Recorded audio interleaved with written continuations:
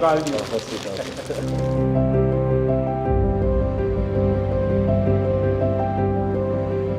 हिंदुस्तान के गांव का एक लड़का जब दुनिया में नाम रोशन करता है तो अच्छा लगता है।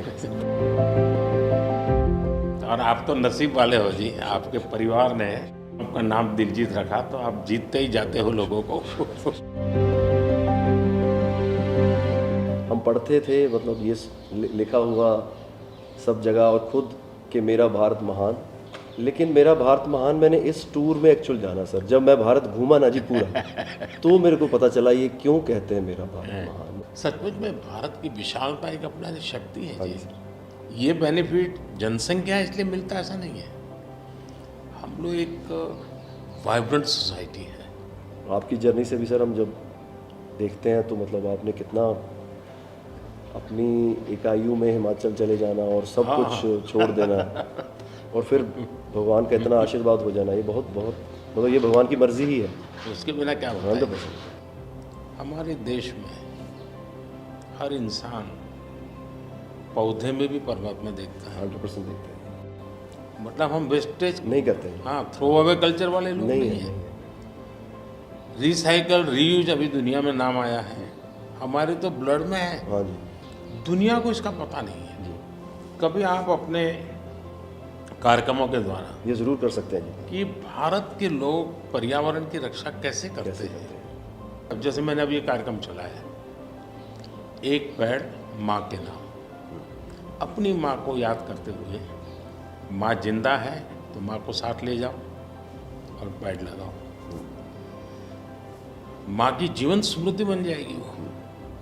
और माँ जिंदा नहीं है अब तो फोटो लेकर के जाओ, लेकिन माँ को कहो माँ तुम्हारे लिए ही है। हमारे लिए पेड़ है। तो अपनी माँ जिसने हमें जन्म दिया और ये धरती माता जो जीवन देती है, दोनों को हम एक प्रकार से जी आज करोड़ों लोग ये काम कर रहे हैं। हाँ, भारत में सबसे बड़ा अगर कोई जादू जिसको कह लो तो वो योग है। और जिसने योगा को अनुभव किया है वो उसकी ताकत जानता है। हाँ जी सर। आपको ये बाहर जाते हैं तो अनुभव क्या आता है, संगीत के इतने बड़े समारोह में जाते हैं तो बाकी लोगों की भाषा, उनकी स्टाइल, नए इमोशंस होते हैं। जी जी सर, मेरे को लगता है सर जैसा उन्होंने बना दिया एक कोचेला को एक फेस्टिवल, या और भी फेस्टिवल्स बड़े होते हैं, हम तो बहुत ज़्यादा बड़े कर सकते हैं यहाँ पे सर। और लोग दुनिया भर से ट्रैवल करते हैं ऐसे फेस्टिवल्स के लिए। तो हमारा तो इतना रिच कल्चर है, अगर हम ढाबे में बैठ के भी खाना खा रहे हैं और कोई राजस्थान में गा रहा है तो इतना सुरीला गा रहा है कि बंदा बोलता है कि मैं गाना छोड़ दूं यार, ये इतना अच्छा गाना गा रहा है।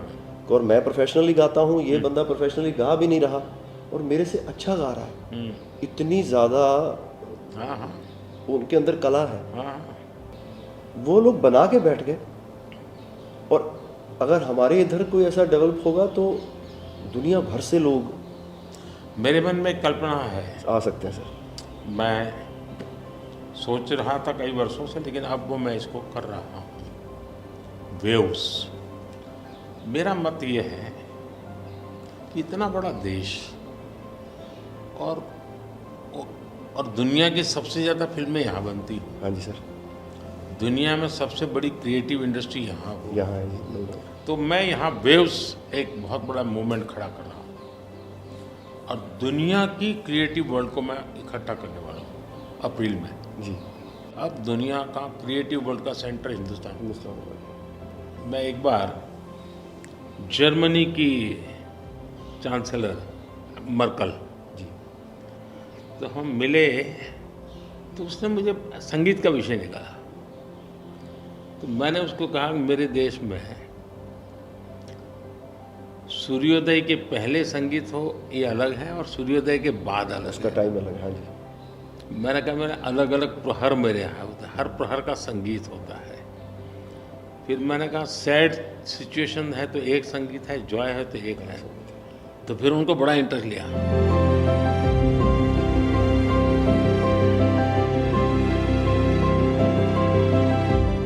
मैं सचमुच में साहबजादों का जो बलिदान है, जी सर।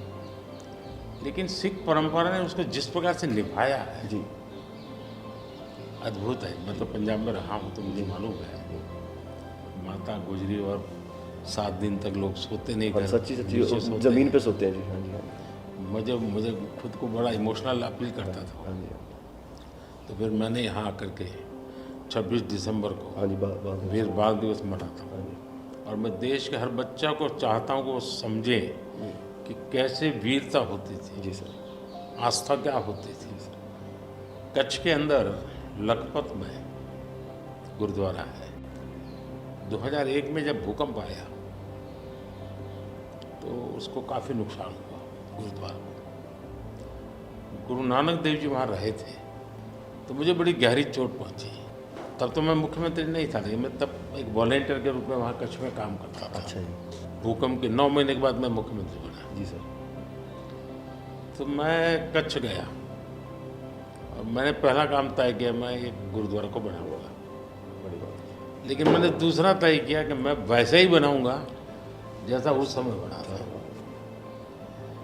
तो ऐसे लोग कौन मिलेंगे, तो मैंने बहुत ढूंढा मिट्टी कहाँ से मिलेगी उस प्रकार की। जी, आखिर में मैंने राजस्थान से कलाकारों को लाया, आर्टिस्टों को, और उनके बाद जैसा था वैसा बनाया। ऐसा तो मैंने आपका इंटरव्यू देखा था सर अभी हाल ही में, हाँ, उसमें जब आप अपने माँ और गंगा माँ की बात कर रहे थे, जब आप इमोशनल हो गए सर, वो मुझे बहुत टच किया। मतलब वो एक हमारे लिए आप प्रधानमंत्री एक बहुत बड़ा पद है, तो हम शायद एक जो उसके पीछे एक माँ और बेटा और इंसान है, वो कई बार वो निकल जाता है, भूल जाता है, क्योंकि एक ओहदा बहुत बड़ा है। लेकिन वो जब आप अपने माँ को लेके और गंगा मैया को लेके, वो जो आपका वो दिल भरा, वो टच होता है सर, पता चलता है कि ये एक्चुअली ये दिल से बात निकली है, तभी दिल तक गई। सर ये हमने इंडिया की तरफ से ये पहला सबसे बिगेस्ट टूर हुआ है कि हमने जितने देशों में शोज़ किए, पहली बार स्टेडियम शोज़ किए सर हमने। ये इस साल जैसे टूर कल्चर हमारे कम था हमारे।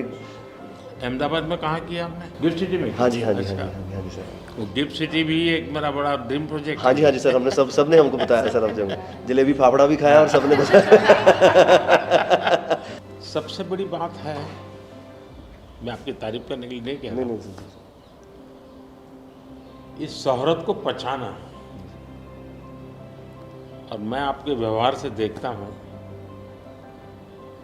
लोगों से सुनता हूँ कभी कभी, तो मुझे लगता है कि आपके माता पिता के संस्कार का हो या गुरु की कृपा का हो, आपने इन सारी चीज़ों को पचाया है, शुक्र।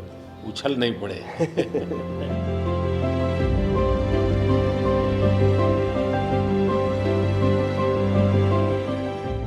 ਉਹ ਕਹਿੰਦੇ ਕਿੱਥੇ ਹੈ ਤੇਰਾ ਰੱਬ ਦਿਸਦਾ ਹੀ ਨਹੀਂ, ਮੈਂ ਕਿਹਾ ਅੱਖਾਂ ਬੰਦ ਕਰ ਧਿਆਨ ਧਰ ਮਹਿਸੂਸ ਕਰ, ਇਹ ਮਸਲਾ ਬਾਹਰ ਦੀ ਅੱਖ ਦਾ ਨਹੀਂ ਅੰਦਰ ਦਾ ਹੈ, ਮੈਂ ਕਿਹਾ ਅੱਖਾਂ ਬੰਦ ਕਰ ਧਿਆਨ ਧਰ ਮਹਿਸੂਸ ਕਰ, गुरु नानक ता अंग संग है, तू ही बस गैर हाजिर है, गुरु नानक गुरु नानक गुरु नानक।